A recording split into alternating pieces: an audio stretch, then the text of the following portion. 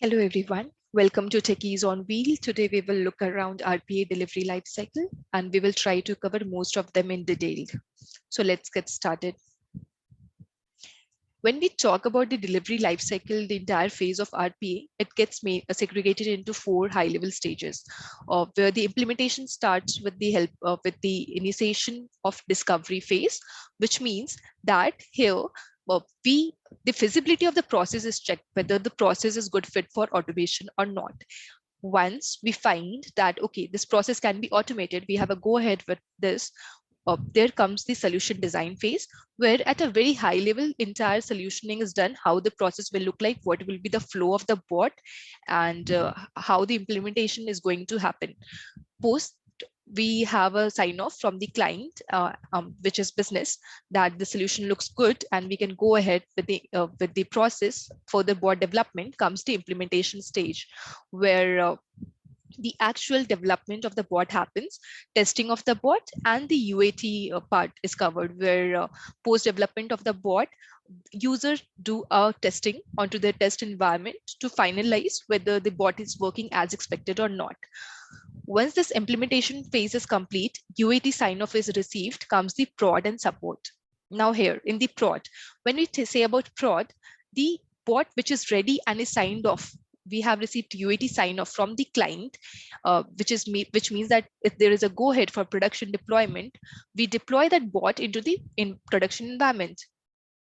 And here in various organizations, there is a hypercare phase, say for a week or two, where the bot is run in a monitored way, and post the hypercare phase, if everything is going smooth, everything is working as expected, the process is moved to support, which means that entire RPA bot delivery is complete successfully. And now if in case something happens in future or some CRs or anything comes up, it will go to the support. Support is altogether a different module and a phase, I would say. So let's not elaborate it, but this is the high level RPA delivery lifecycle, how it goes. Now let's look onto each of the life cycle phases in a detailed manner. So when we talk about discovery, what does it all include?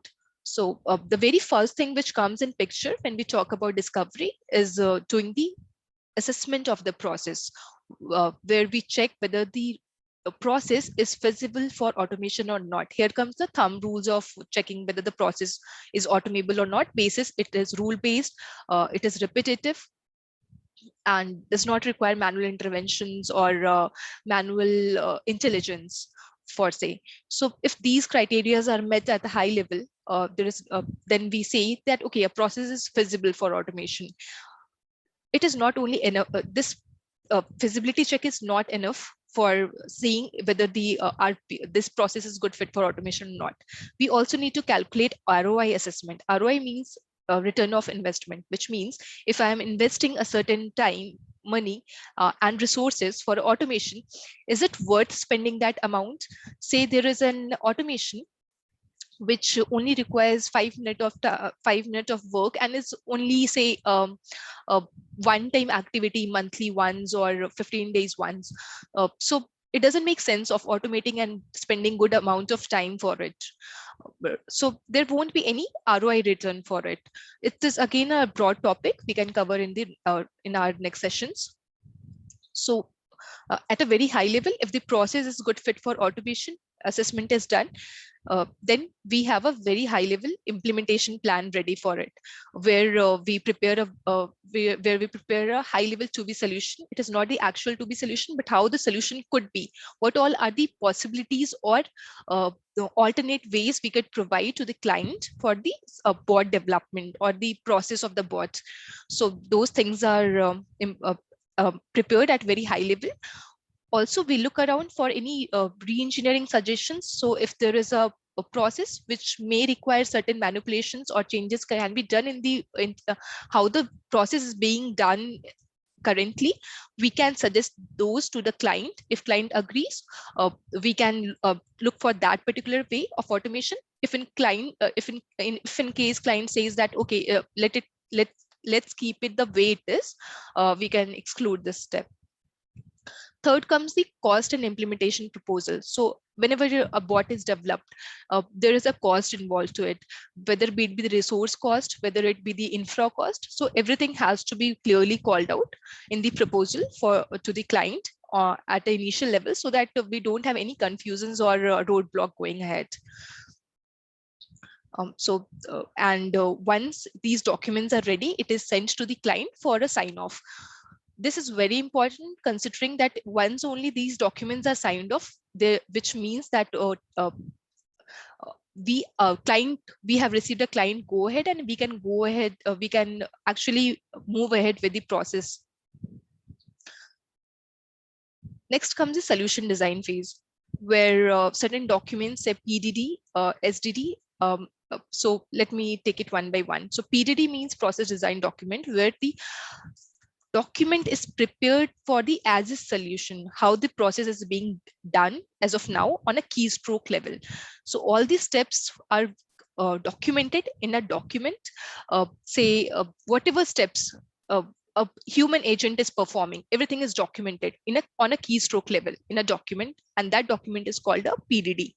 It also captures certain informations, that what is the volume we receive on a daily, weekly, or monthly basis, how many full-time employees are dedicated for this process, what is the high level AHT of the process, is there any TAT involved with the delivery of the cases or the process.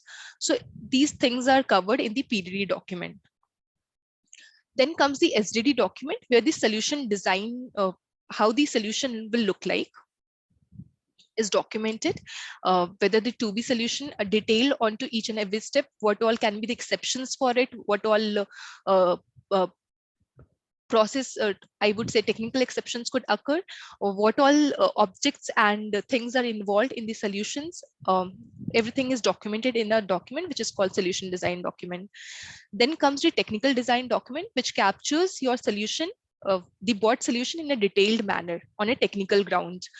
However, in certain companies, or I would say in wider level of industry, these two documents are combined and are mostly known as solution design document itself. Uh, uh, However, few companies do bifurcate these documents, but mostly if you look around industry, it's mostly called solution design document, which covers both the aspect. Then comes the complexity calculator and the resource requirement.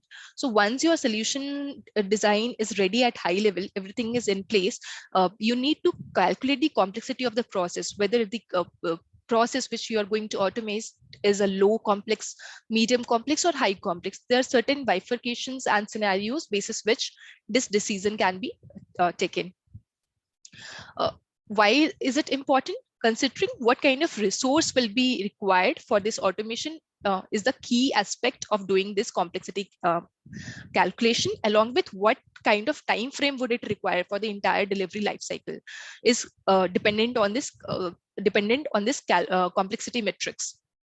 So if say there is a low complexity process, uh, uh, of course, the time frame would be much less than the complex one. Complex automations will take much longer development time, testing, and the implementation than compared to the low or the medium one. So certain time frames are set within the companies or the industries for a certain level of complexity of the process, and developer abides by that timeline to deliver the process. Then comes the resource requirement, where the project manager on a very high level sees that whether the resource is available for that time frame where this automation is about to get in place, what kind of resources would be required, be it the manual resource like developers, solution architect, or the BAs, and also the infra requirement. So that is also a kind of resource, that what kind of infra would be required for deployment, if it is a client infra or the infra from the industry which is implementing it, is that also available, how much time frame, if you want to acquire an infra, how much time frame it would take. So everything is calculated on a very high level and is proposed to the client before we move ahead with the next phase.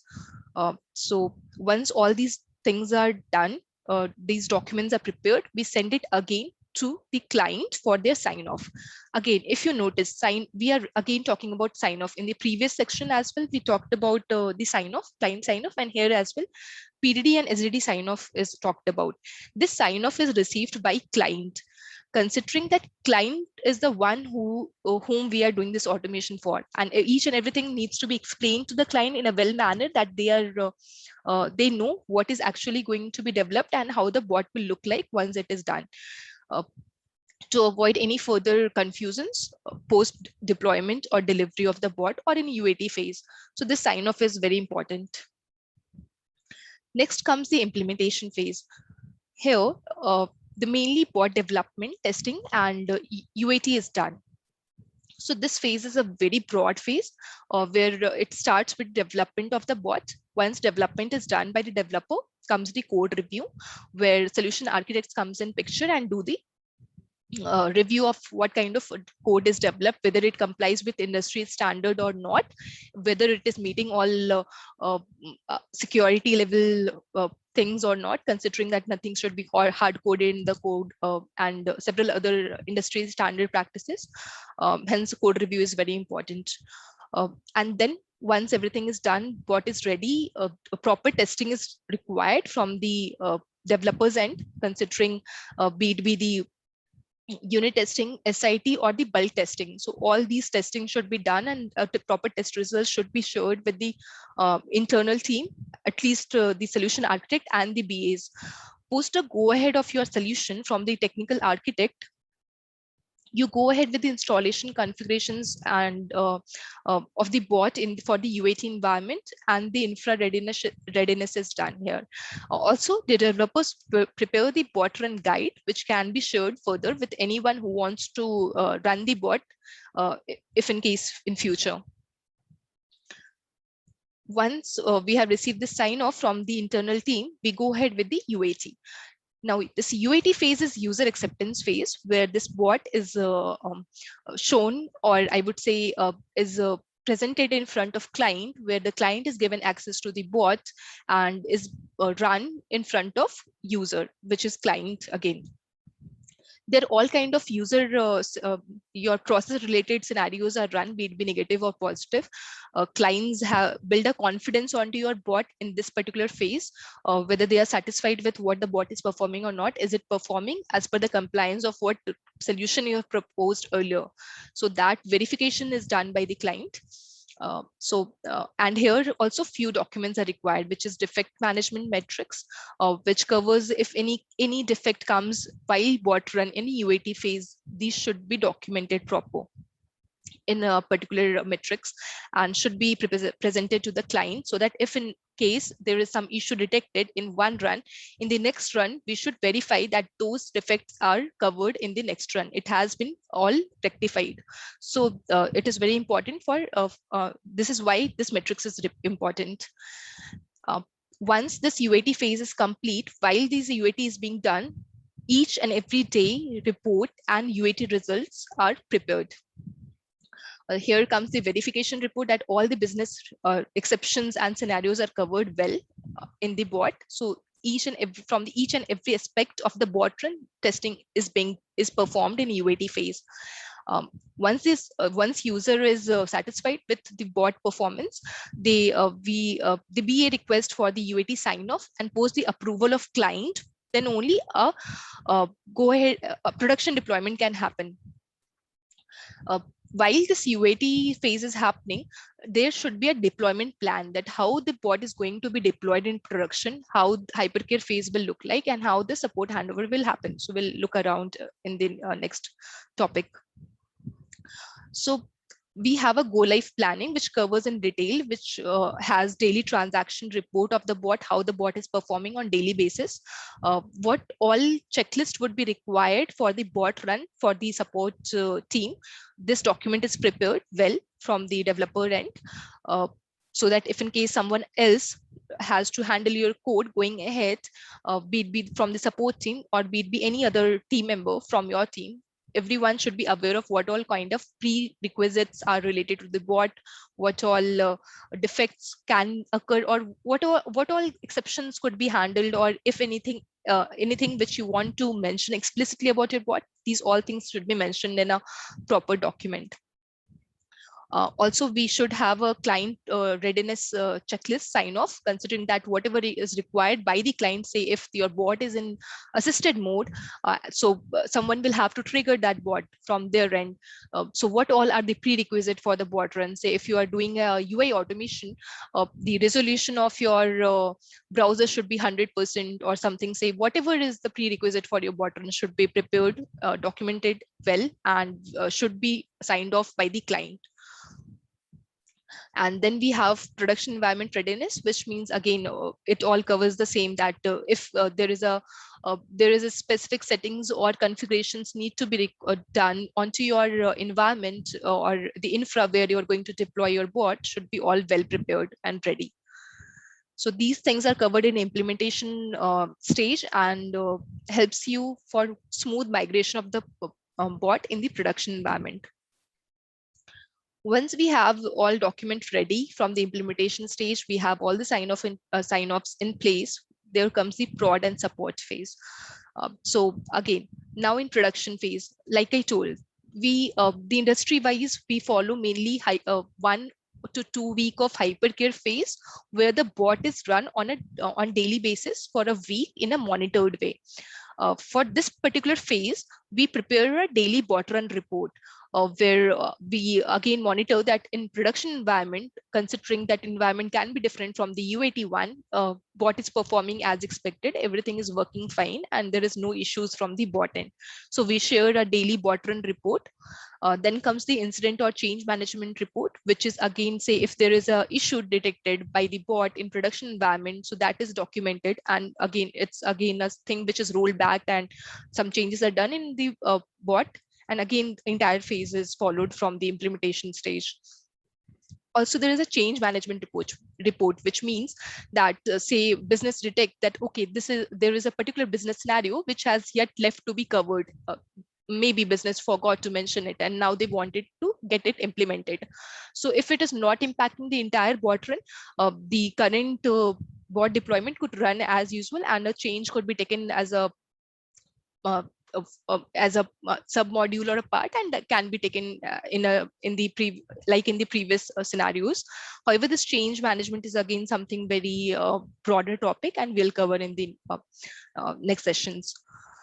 So the entire report is prepared for the client and the team benefits.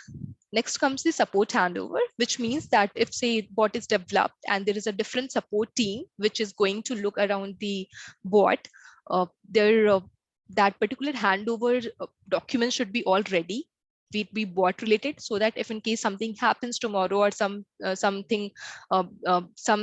issues comes up with bot, they're aware how the code functions, how the things are there, what are the prerequisites of the bot, and what all scenarios or whatever things a bot from the bot perspective is required for a developer to know.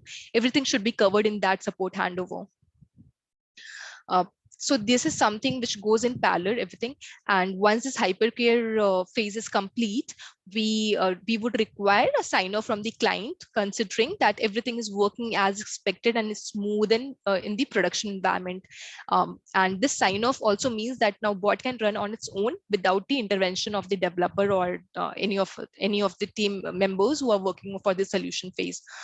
So post this hypercare sign off, the only team which is required is the support team, who will be look around the process if in case something happens or something comes up while the bot run in production.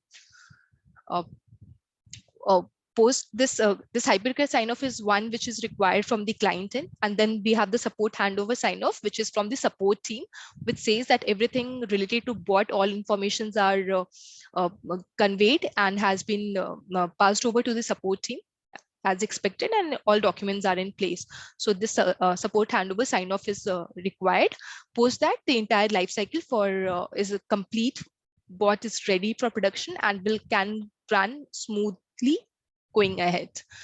So this is a very high level thing which happens in the entire RPA delivery life cycle. So let's summarize it once.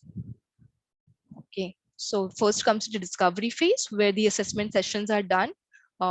Post assessment, if the process is feasible for automation. If it is not feasible for automation, we need to inform the client, and as per whatever be the scenario, something can be taken up. If it is feasible for automation, we calculate ROI and share the proposal with client. If client then we check whether the client approved or not. If in case no, we can again communicate the same to client, and we can look ahead for the possible reason and scenarios. If in case client approved, there comes the solution design phase, where the document like PDD and SDDs are prepared and are sent for approval for the client.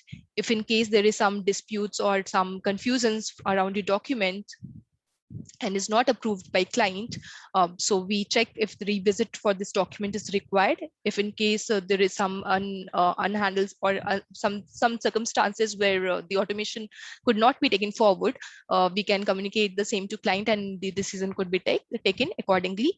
However, if there is a revisit required, then then the revisit for these documents are done, documents are altered, and again sent for the approval of the client.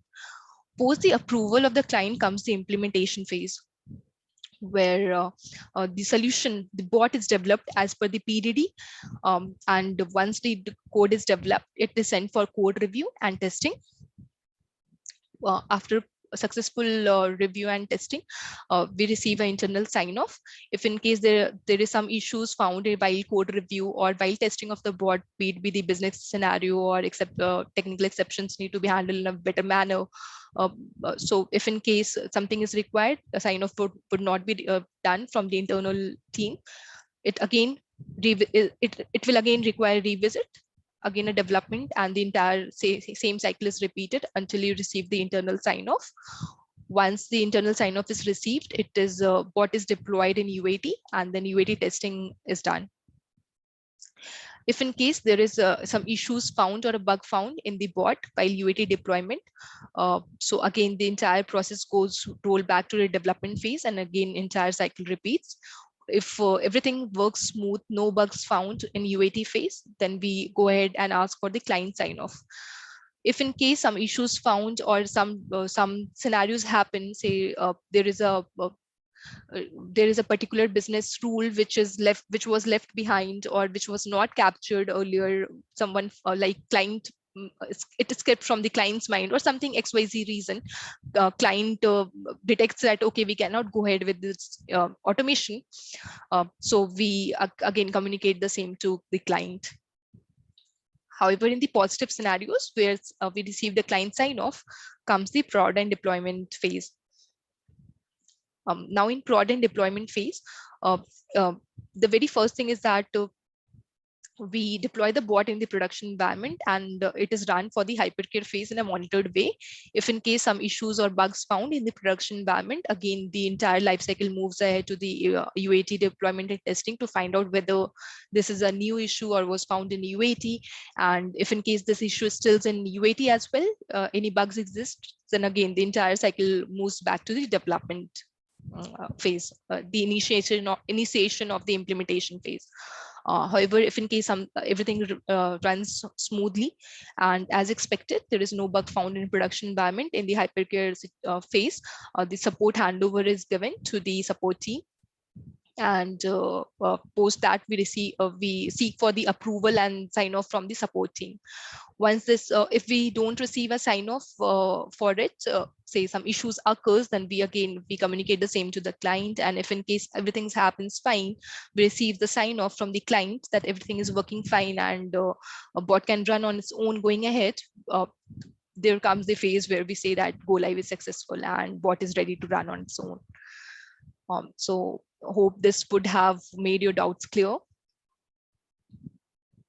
So reflecting back again, discovery phase is a key decision maker, whether the process is good fit for automation or not. If in case not, there only that entire life cycle stops. We don't go ahead.